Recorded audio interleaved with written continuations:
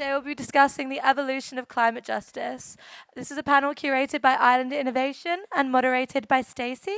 So if you could join me in giving them a massive round of applause as we start this panel. Well, hello everyone. It's great to be here. As you can see from the photo, I'm Stacey Alvarez. I am the Partnerships Manager with Island Innovation. I'm also the lead facilitator of one of our most incredible initiatives, the Caribbean Climate Justice Leaders Academy. And here on the stage, we have 4 amazing young people who are going to be talking about climate justice. I'll be introducing them first and just let them say a bit about themselves and their journey in the climate justice space. So we're going to start with Ms. Kerese Elliot of St. Kitts Nevis. Kerese, over to you. Hi everyone. So as Ms. Stacey said, my name is Kerese. I'm from the beautiful Twin Island Federation of St. Kitts and Nevis. My journey in terms of climate justice started actually with the academy. So my mom sent me the form. She told me, I think this is something that you'll be good for. Sign up for it, and I did. What I can say is that prior to CCJLA, my knowledge on climate change was not as extensive as it is now. So I would like to thank Island Innovation, specifically CCJLA and Ms. Stacey, for affording me the opportunity to have a more vast understanding of climate change. What I was able to do was have a business called Clutched, and it is where I use materials from different tailors, seamstresses on the island, and also cloth stores to create bags. So whether it be leather, satin, cotton, it's scrap material that I use to create bags. So that is one of the things that I do in terms of sustainable fashion. And I also try to incorporate sustainable fashion in my main business, which is Impressive Designs. So I try to ensure that my clients bring accurate fabric, I don't waste any material, those type of stuff. I also try to reuse. This is my mom's jacket. I try to be as sustainable as possible. And I came to COP, trying to have a better understanding of what sustainability was. And what I got from COP was a better understanding of what climate change on a whole was. So I'm really grateful for the opportunity. And yeah, looking forward to the next one. Thank you. Thanks so much, Kerese. And I think it's great that you are embracing the arena of sustainable fashion, because I think many people underestimate the negative effects to the climate that the phenomenon of fast fashion has, where there's so many clothes that are discarded and not reused, and also the use of water in creating lots of different clothes and not using a more sustainable method of production. So thanks for drawing that to our attention. So we're going to turn to Dejea from the Cayman Islands. Tell us a bit about your journey so far into the climate justice space. Hi everyone, my name is Dejea Lyons. I am studying global development and sustainability at Basketball University. But my journey with climate justice actually started a couple years ago, but I didn't realize what it was. So I had the opportunity to be the vice president of a youth-led organization called Protect Our Future. And we had a huge campaign that was going against the proposal of a cruise birthing facility that would have decimated coral reefs on my island. So we did protesting, we did meetings with our local government, international governments, but we also had the opportunity to speak to some of the biggest cruise execs in the world, including Royal Caribbean, the Disney cruise line, you name it, we probably spoke to them. And I can greatly say that we were successful in our quest to help not let that project be fulfilled. So that was my first experience with climate justice, but unfortunately at the time I didn't even know what climate justice was. So similar to Kerese, I got exposed to the term climate justice through this academy.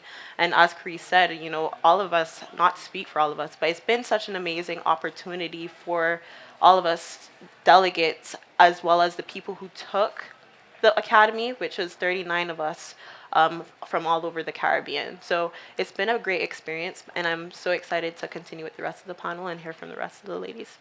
Thank you. Thanks so much, Dejea. And you did bring up that question of, what exactly is climate justice? And it's a really evolving and dynamic area of law.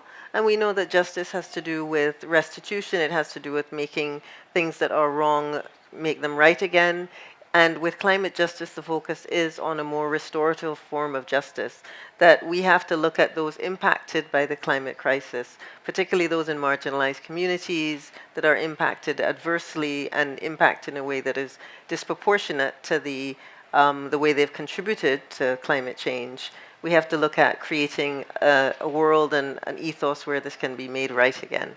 So I'm going to turn now to our incredible panelist from Aruba, Oriana. Hi. Tell us a bit more. Hi, everyone. Thank you, Stacey, and thank you to Extreme Hangout for this panel discussion.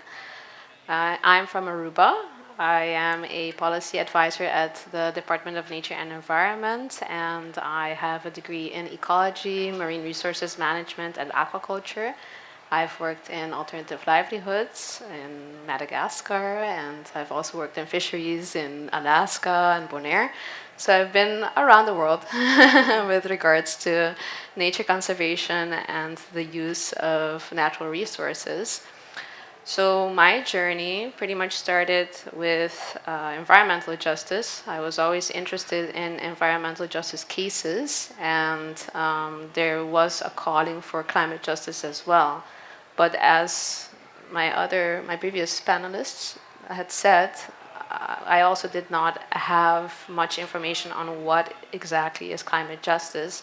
And when the opportunity came through Island Innovation and Open Society Foundation with this academy, I jumped on it as soon as I could because I was pretty much at the edge of the youth category. I'm exiting this youth category next year, so I had to grab the opportunity as it came. And through the academy, I learned a bit more, as Stacey expressed, what is climate justice and what does it entail, and what does that mean for island nations that are overseas territories of mainland Europe in my case. So Aruba forms part of the Dutch kingdom, and on that front, we are on the donor side when it comes to climate finance. So this is a very interesting discussion that we are having within the kingdom. It was great to also meet people from other islands within the Dutch kingdom that are also struggling with this discussion, which was my friend here, Riddhi, from St. Martin. And yeah, that's where I am right now with regards to climate justice. Thank you. Thanks so much for that, Oriana. I think when we look at it, we don't realize, I can see from some of what you're saying, you don't realize that you are actually active in the climate justice space because you're seeking to create a more equal footing for those affected by the climate crisis. So we really appreciate that. So we'll go on to Riddhi from St. Martin. Please, Riddhi, tell us about yourself and what kind of thing you're doing here in the Climate Justice Academy. Yeah, so thank you so much for having me here in Extreme Hangouts. I think I've been a conservationist when I was younger. In the Caribbean, I mentioned this before, it's very easy to start doing beach cleanups because we all have community service hours that we need to fill, and it's actually quite common for a young person in the Caribbean to have participated in at least one beach cleanup. But do you know that that is part of a wider dialogue, whether that's climate change or climate justice? I think the answer will be no. We often don't associate ourselves with this, I want to say, lingo and terminology. And I actually have, for the pretty much of my undergrad, studied the science, climate science. I wanted to understand why are small islands so disproportionately vulnerable? What makes our geographic location? What makes the remoteness, the energy dependency? I wanted to understand these questions, but from, I think, a more research perspective, not from a socio-economic perspective. It was only when I went to a camp organized by Greenpeace in Tunisia did I ever hear the term climate justice. And people ask me, are you a climate justice advocate? And I always used to be like, no, I'm a climate change advocate, you know? And when you learn the nuances of the terms, you realize that we're in a position that is at a disadvantage. And what we're doing is just asking to be heard on the right platforms and to seek out aid in order to survive. And whether you call that climate science, climate change, climate justice, it all kind of falls into one at a certain case, because we're all here today convening to have our voices be heard. And like Oriana touched, I think we're really here to push the awareness of small island developing states that are not sovereign, that are connected to a member state, and do not have a voice of their own or access to funds to really cope with the changing of the climate. Yeah, yeah, thanks for that. And I think even here on the stage, you mentioned, Oriana, that, this is your last year in the youth category. I won't say how long ago I exited the youth category, but I will say that to have you all here with your young voices and coming from regions that, we're small islands, this is a very powerful evolution in climate justice, because justice is about having your voice heard and about telling your story. And that, to me, is a huge advancement. I have not heard of so many young people together who you've learned so much from each other, I know, in this time. So I'd like to kind of move on a little bit now and talk about how, we've talked about, I think inspiring hope is a very important thing. That's a message we've heard. What challenges do you think they are in your regions or where you come from to hope, that young people are going to feel the pressure of the climate crisis? I'll start again on this side with Riddhi, if that's okay, and go that way. Okay, go ahead. Kerese, sorry. my apologies. It's okay. Okay. So in terms of hope for the region, I can speak to St. Kitts and Nevis. We have to look at a different approach that we take in terms of identifying or basically saying what climate change is or what climate justice is. So one of the things that I realized at COP that gave me actually hope to go back home and reinvent the ideology of what climate change is to bring awareness to what climate change is. So I know that I'm here, I'm present, I'm able to speak on sustainable fashion. I have the opportunity to interact with my other colleagues as well and learn what their passions are.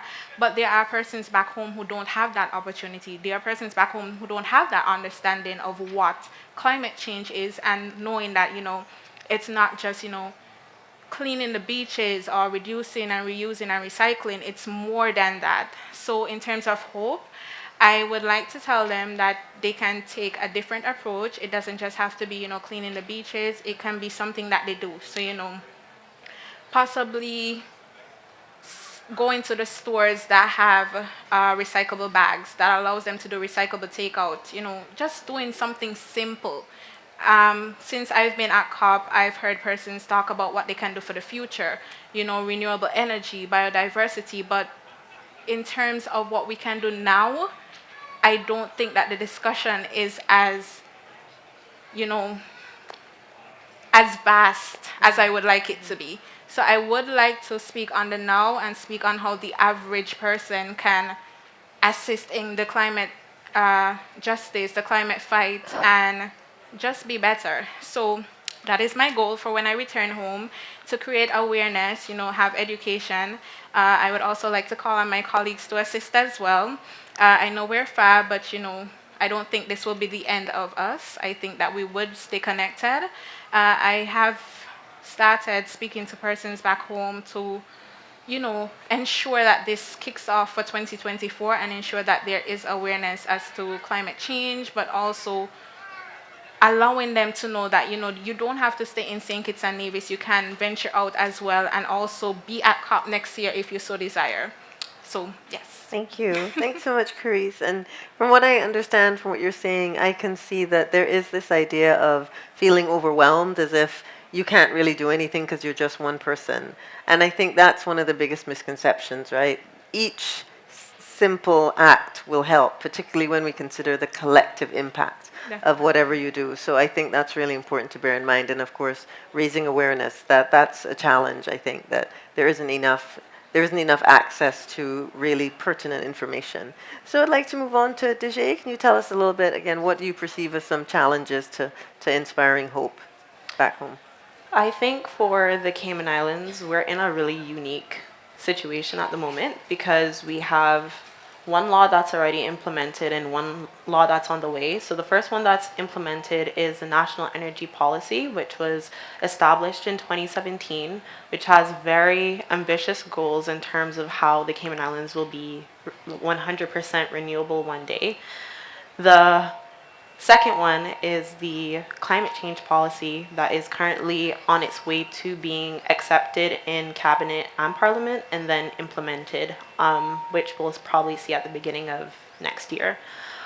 With those two laws, it's a lot of positivity because obviously that means our government is trying to support a sustainable future for the Cayman Islands. However, on the other hand, we do have a lack of climate education just island-wide. And that, I think, is where a lot of our people are finding hopelessness in the fight against the climate crisis. In our curriculum, or in the national curriculum of the Cayman Islands, there's nowhere where it says it's mandatory to teach kids about the climate crisis, but there's also just a lack of general understanding against various different generations. I think a lot of the time that when we talk about climate education, obviously as youth, we're sitting here, we know how important it is to educate youth about the climate crisis, but we forget that there's a whole other group of people that also need to be educated because this is something that have been left out of their curriculums as well. And I find that when people do start learning about the climate crisis, obviously put within that you can fall underneath eco-grief, eco-depression, eco-anxiety. But then there's also this thing of hopelessness that we do not have anything mandatory yet in legislation to say that this is what we need to do in order to move forward as the Cayman Islands. So that's kind of what's creating a bit of hopelessness within my island. However, there are a lot of groups in the Cayman Islands that are advocating for different types of sustainability, whether that be mangrove protection, plastic pollution policies or single-use plastic policies, just a sustainable development plan. So a lot of people are advocating and trying to create hope within our communities.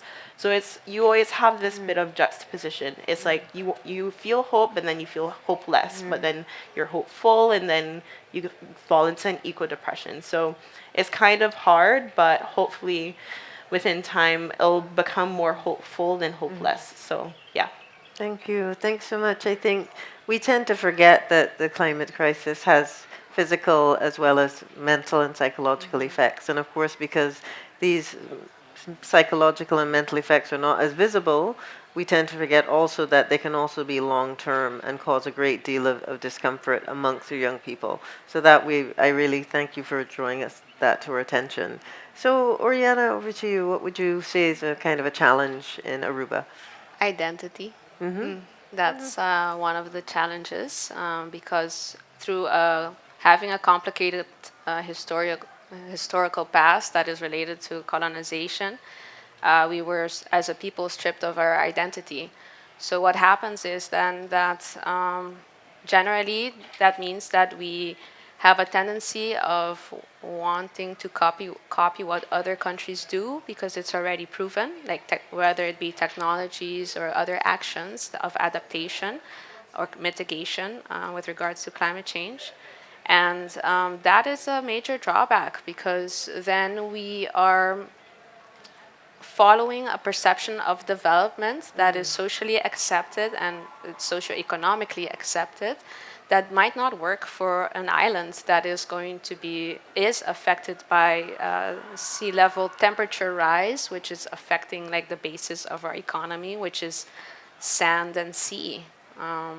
So in that regard, we need to have a better understanding within the kingdom of our colonial past, what that means as a culture for the peoples on the islands, and complement the aspect of copying other technologies and implementing them. We have to complement with a bit more creativity and self-resilience through finding our own identity in this rhetoric.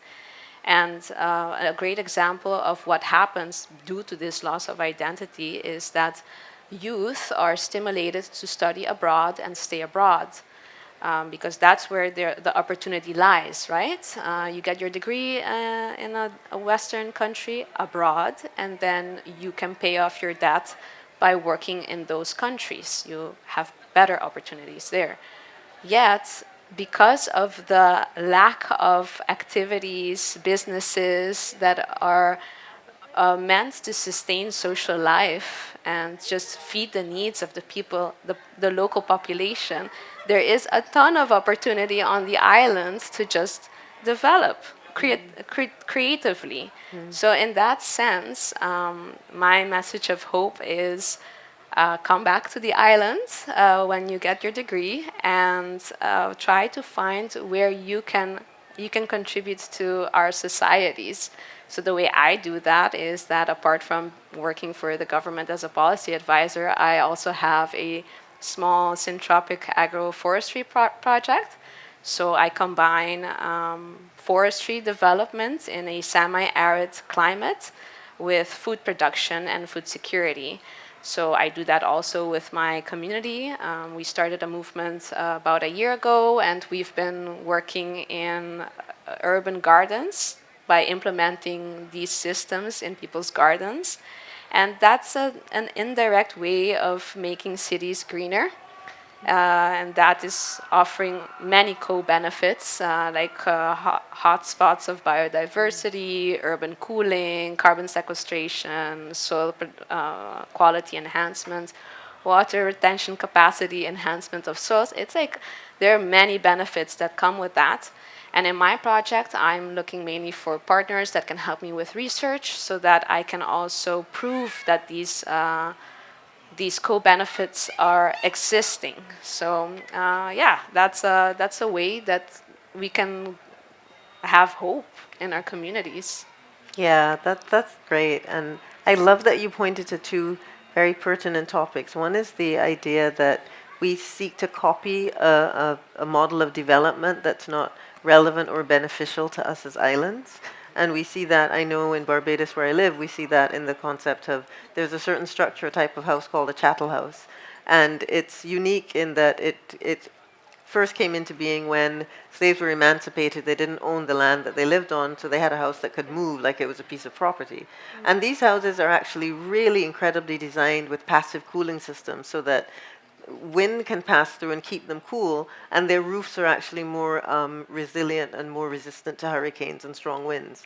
But we are moving towards a more Western type of development where no one wants to live in a wooden house. It's associated with poverty and low socioeconomic status, even though it makes a lot more sense. It's cooler. So people live in, build these houses that are very expensive to cool and then also are more vulnerable, ironically, in hurricanes. So we see that we really need to pay attention to our heritage. And then brain drain. Yeah. We lose so much of the hope in the young people when they do move away. So we really do advocate that there is so much happening where you're from, and there's lots of opportunities for sustainable development.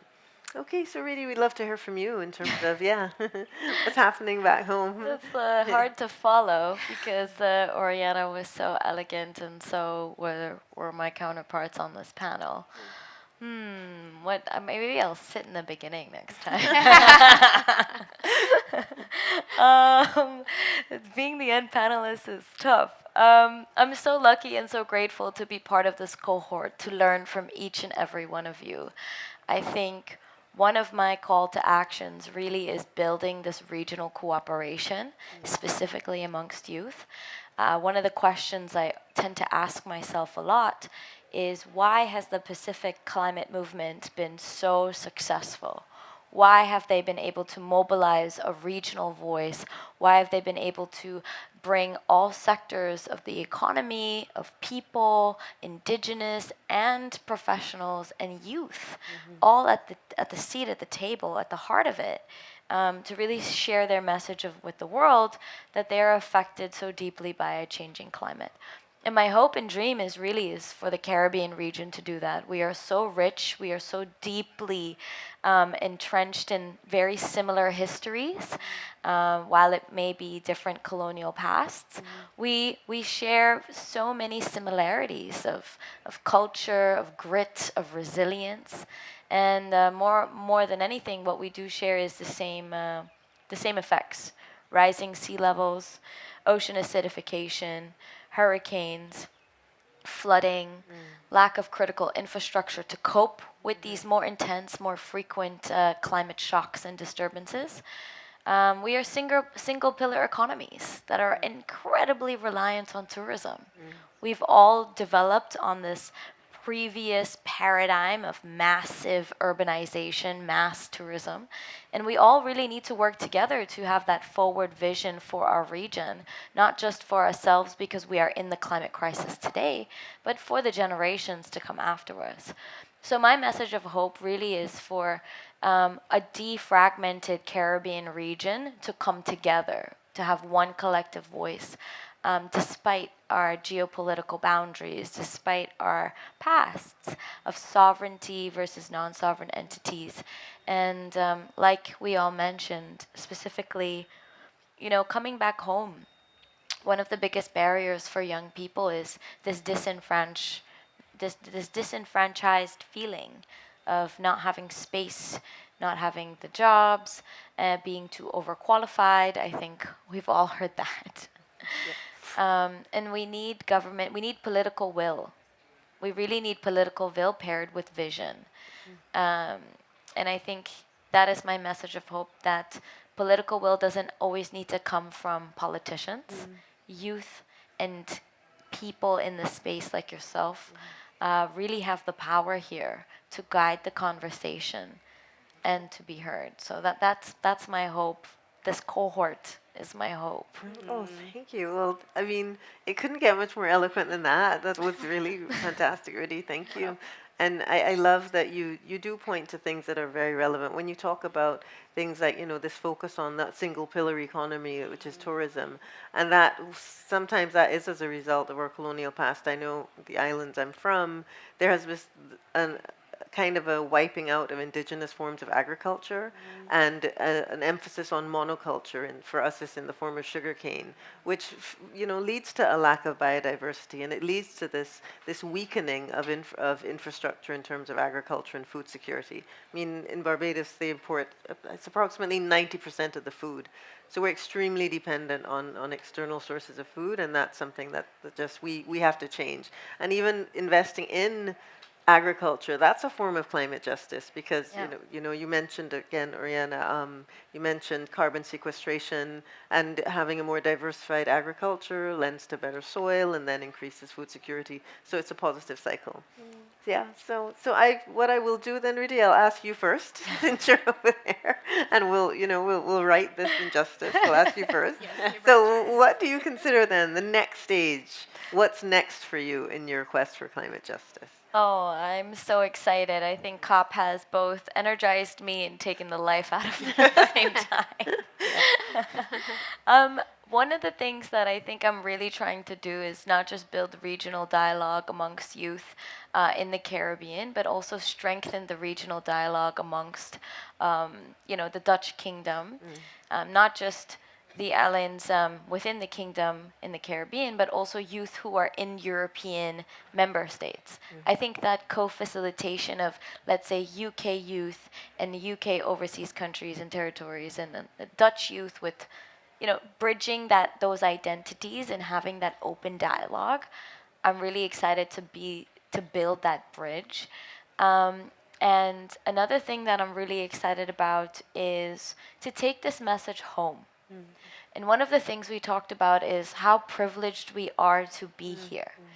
And I don't want to keep taking up this space, because I know that there needs to be more youth from the Caribbean here. There needs to be more awareness and more people who have access to this information to bring their insights that I could not have even perceived. We all come here and have this idea to share our voice, but we realize that in and of itself is a bias that we have, right? And we need more voices at the table to bring in the perspectives that we forget. So those are the two things I'm excited to do: bring this message home, share it with those who are not here, and then build that gap between us and our European counterparts and youth. Build that regional dialogue and youth dialogue. Thank you. Thanks. That's our awesome next step. So over to you, Oriana. What's next for you? What are your next steps on this journey? I'm going to support Riddhi. Good. That's for sure. And then the next bit is with regards to the identity aspect and informing people that they should come back because there are many opportunities. We just have to be creative about them and believe in ourselves. It has to do with also creating spaces where people can participate in dialogue, right? Whether it be youth or other people that are marginalized within the community. Definitely. So in that aspect, I will continue pushing for the ratification and signing of the Escazú Agreement, which is an agreement that promotes information sharing, transparency, public participation in environmental justice matters, specifically for the Caribbean and Latin America. So that will be another part of the projects that I'll be doing. I'll also take these various presentations and dialogues back to my politicians, to my government. Just prepare a report with what are things I've gathered from this experience and inform on this dialogue that we want to continue within our within the kingdom with our EU counterparts, and see where we can go from there. Where can I support my government in this? So that's going to be the next step for now, and also focus on upscaling my project. That'll be the next bit. So there are like four major activities that I'll be busy with next year. That's awesome, and that's good because both you and Riddhi have shown us that COP is great, but what about after? How do you make sure that you keep the momentum going, not necessarily at the same hectic pace, but can settle down and make some long-term plans and put some long-term visions into effect? So thank you for that. Dejea, next for you on the agenda. I have a lot. Good. So I'm definitely going to try and pick and choose what I'm going to talk about right now because I know we're limited on time. But as my OT sisters over here have been explaining, it's really difficult for us in terms of resources, and even being able to access COP has been really difficult for anybody who's a part of a OC's territory. For those of you who don't know, the Cayman Islands is a British overseas territory, so we fall under the United Kingdom. And for us, we are actually limited in badges. I'm proud to say that this year, the UK actually provided its overseas territories with 26 badges, which was such a great accomplishment compared to previous years. However, those badges are only limited to politicians, which is great because they're supposed to be here. But the other issue is we actually don't even have any negotiating power within COP. So one of my goals is actually to figure out, one, how can we get more OT passes as a whole, even though I'm not from the Kingdom of the Netherlands or from the French overseas territories, or I still believe as overseas territories we definitely need to come as a united front because we have similar political and socioeconomic struggles. So I think that's something important for me to just figure out, how can we get a seat at the table in negotiations to make sure these overseas territories' voices are actually being represented, but also how can we get more people like us into COP, whether that's through more organizations, whether that's through other party badges. It's just trying to figure out those logistics, but that's something I really want to focus on because it wasn't until this year that I really realized how silent our voices have been over the past couple of COPs. Now, we're definitely getting louder, but we still have a really long way to go. So that's definitely something I do want to focus on. And the second major thing I want to focus on is definitely climate education in the Cayman Islands. I think you heard earlier how passionate I was about that. I think, like I said, a lot of groups are neglected in climate education because people think that education is just for our youth, but it's not. So I want to figure out how can we get legislation in the Cayman Islands to ensure that climate education is being shared amongst our islands, all three of them, not just the biggest island, because often our sister islands also get neglected, which is not fair. So those are my two main projects. I'll stop there for now. Okay, but I I know to be continued. I know Yeah. we'll keep hearing about you, so that's awesome. Okay, Kerese, what's next for you in the journey of Clutched? Well, I can say my colleagues, they're very ambitious because the first thing I'm going to do when I get home is sleep. You guys. But in terms of what's next for me, it's climate awareness. So the St. Kitts Nevis Pavilion hosted a conversation last week questioning whether we are ready for a sustainable island state. Long story short, it is clear to see that we have some ways to go. So I do want to bring awareness to my fellow Kittitians and Nevisians, allowing them to know, okay, this is the goal. This is what the government would like to do. This is what we would like to do. But you can also do your part in terms of, being educated on it as well. I also would like to see sustainable fashion be more present for COP29. So that is definitely my goal as well. I think my colleagues are literally fed up of hearing me say, there's not much sustainable fashion. So I would like that to be present next year as well. So I would go on an agenda, I'll say, to make it more aware, so that persons can say, okay, we have to speak about this when we come. I know there were conversations about financing and what's not, but there can also be conversations about, how can you reduce your carbon emissions? I know we say 1.5 to stay alive, and we look at the long-term goal, but we can also look at the now. So that is definitely one of the things that I would like to do. For Clutched, I would like to host classes so that persons are aware that, it's not just coming to me and buy, but you can also create for yourself as well. And I would also like other designers to know that they can participate in sustainable fashion. It's as simple as just reducing the amount of cloth that you produce. So if you're looking to create a jumpsuit and the person is size large, get exactly 2 yards and not 2.5 yards. So it's as simple as that. So yeah, I do look forward to collaborations as well, not just in terms of sustainable fashion, but I know persons back home, they are very advocate about speaking on sarcasm, youth, gender inequality. So taking a holistic approach in terms of the awareness. So that is definitely my goal. Collaboration and awareness. If I just may add, Yeah. I'm so excited to wear, Yeah, Kerese. we're so ready. Yeah, and I'm ready so to excited support you. to. I'm so sorry. I'm really excited to wear one of your items, and then I hope we can get, a special rate as part of the cohort. Oh my gosh, definitely. Friends and family this Thanks so much for that. Thank you. Well, I'm going to look to begin to wrap it up now. I mean, I could keep talking with these amazing young people forever. So, I'll be in touch with you all the time. I'm so heartened by the friendships that we've made here, over this time. So I'd like now actually to open up if there are any questions from the audience. If anyone has any questions or comments, I'm sure a mic can get to them if necessary. Anyone? There's one over there. Not seeing. Oh, Yeah. yeah. Hello. Hi. Hi. I was interested by the comment in regards to the Pacific. So I'm from Australia, and I guess the relevance of the islands to the north of and northeast of the country.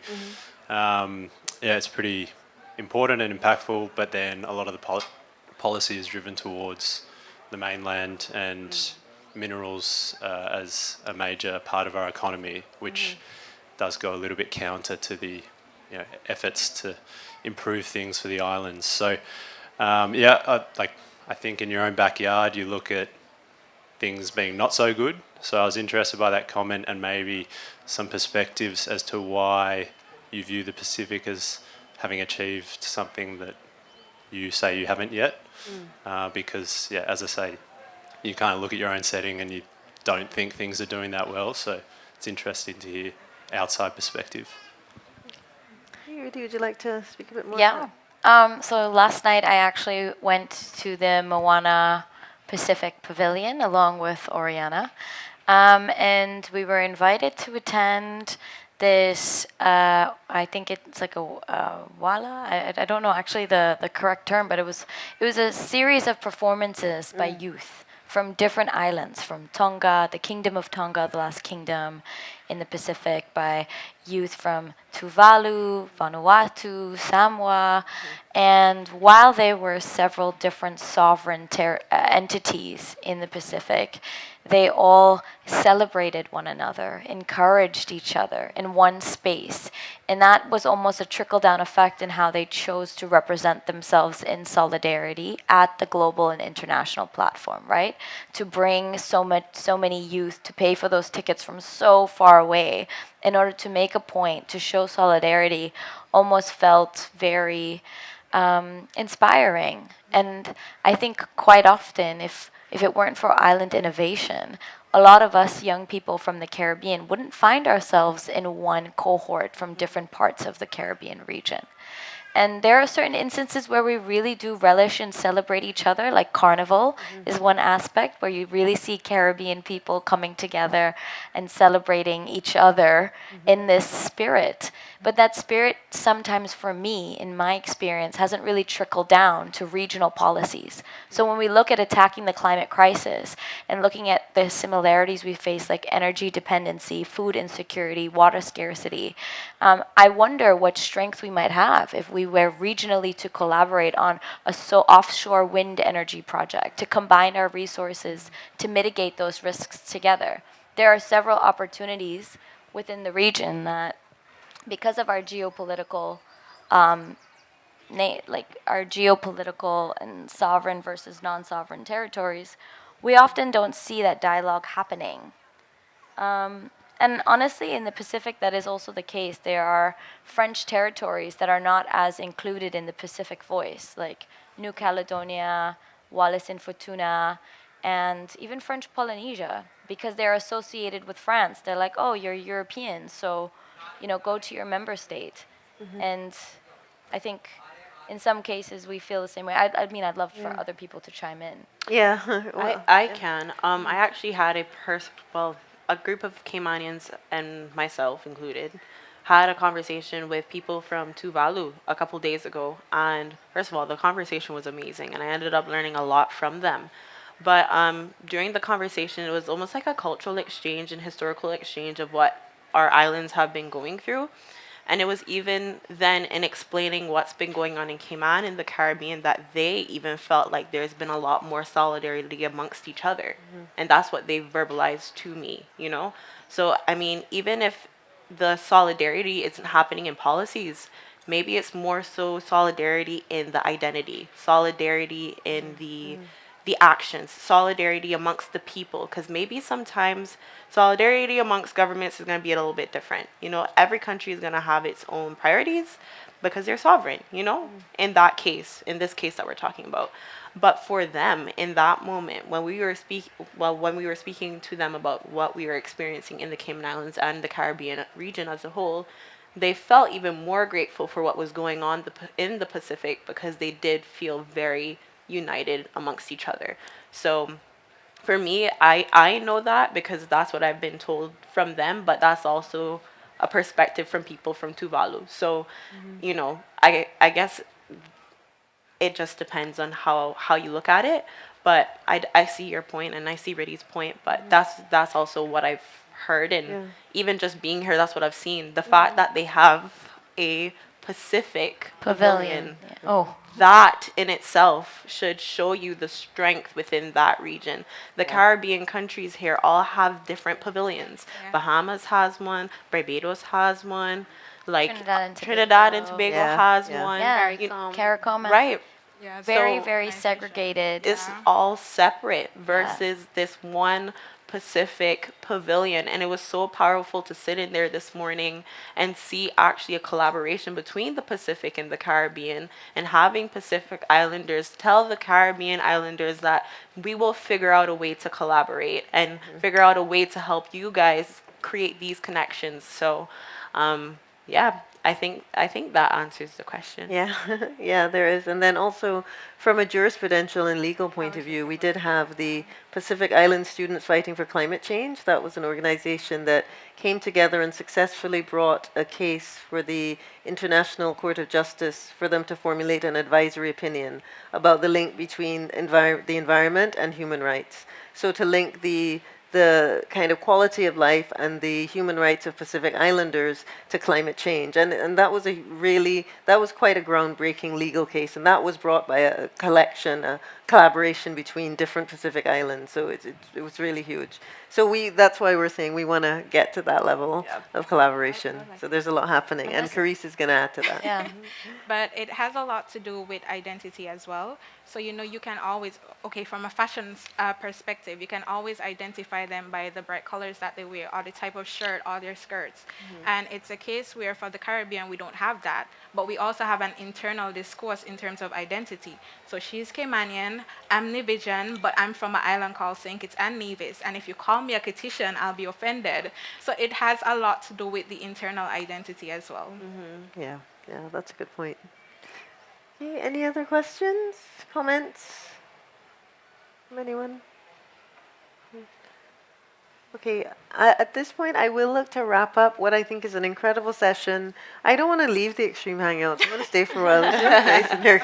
We're extremely hanging. Yeah, we're having a fantastic time, and we're going to take this experience of COP. I heard a comment, we were talking amongst ourselves, that when you're from the outside and, back home and hearing about what's happening at COP, it's easy to feel disillusioned, but when we're here, the levels of human connection and the sense of hope and the sense of motivation that drives us, for us, it's been predominantly positive. So thanks very much to Extreme Hangout for having us hang out here. This is really great. Thank you all so much for coming as well, to the audience.